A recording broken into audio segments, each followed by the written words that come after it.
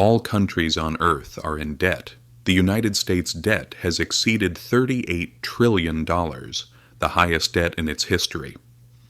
European countries collectively hold around $14 trillion in debt, while Japan has about $9 trillion. Oil Sultan Saudi Arabia is in debt as well, and so are export giants Germany and China. But let's stop and think for a moment. If all countries are in debt, then who does this money belong to? This is where things get even more interesting. Debt is not merely an obstacle, as we tend to believe. In fact, it is the very skeleton of the modern world. Wars, crises, economic depressions, and collapses, all of them pile up on top of this invisible structure of debt. When you research who the creditors are, you encounter a shocking reality. The world is not actually in debt to any living being. It is in debt to itself. But this does not mean that everyone benefits from this system equally. Today, total global debt has surpassed approximately $315 trillion. That is about 3 times the size of the global economy. How did we get here? The answer is not hidden in banks or cryptocurrencies. It is hidden in wars. Let's go back to the year 1694. England is at war with France, and the treasury is empty. The king asks merchants for loans. What does he offer in return? A promise of continuous interest payments, guaranteed by future tax revenues. To manage this arrangement, the Bank of England is established. From this point on, the state can spend money that it does not yet have. The merchants, on the other hand, gain something extremely valuable, a state guarantee. A promise that can be bought, sold, spent, and passed on to future generations. This is how government bonds are born. This is how the foundations of the modern financial system are laid. This model spreads rapidly.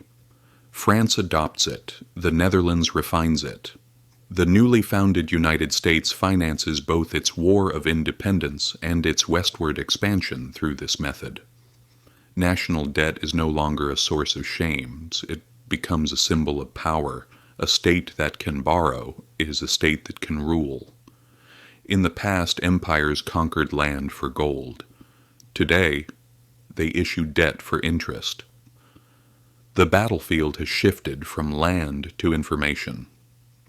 In our time, debt has become the world's largest product.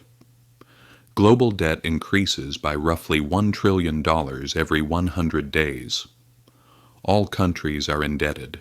Every bank is a creditor. And ordinary people, all of us, through our taxes, pension funds, and savings, are simultaneously both debtors and creditors. So, who really controls the money? Let's look at the United States, because its debt is not just a domestic issue, it is a global one.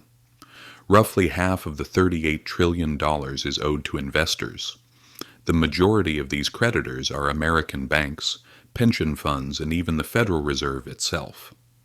The remaining portion is held by foreign countries, with Japan holding the largest share, followed by China.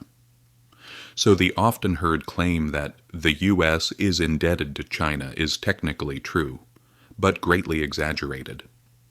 It represents only a small fraction of the total. In reality, most of America's debt is owed to itself. Taxes are used to pay interest.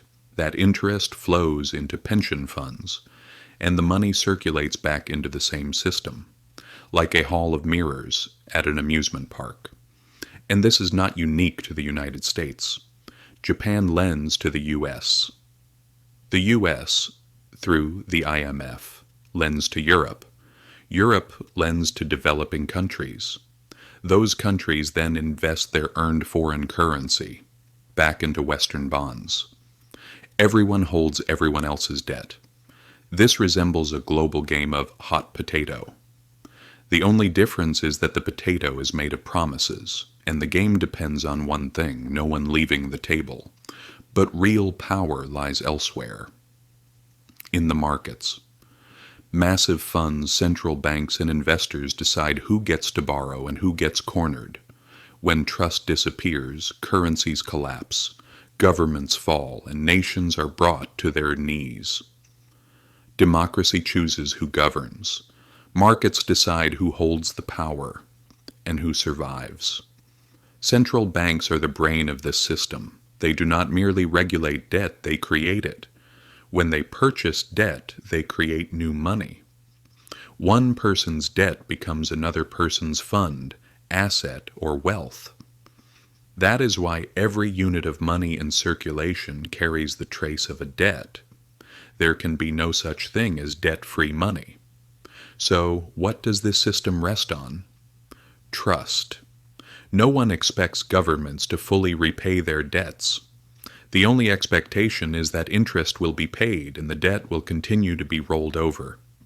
What we saw in Greece, Argentina, and Sri Lanka is simple. When trust collapses, the system collapses, and the price is paid by us, the people. And let's be clear about this. States do not borrow in order to repay their debts. They borrow in order to keep the flow going. This is not a conspiracy theory. It is an open,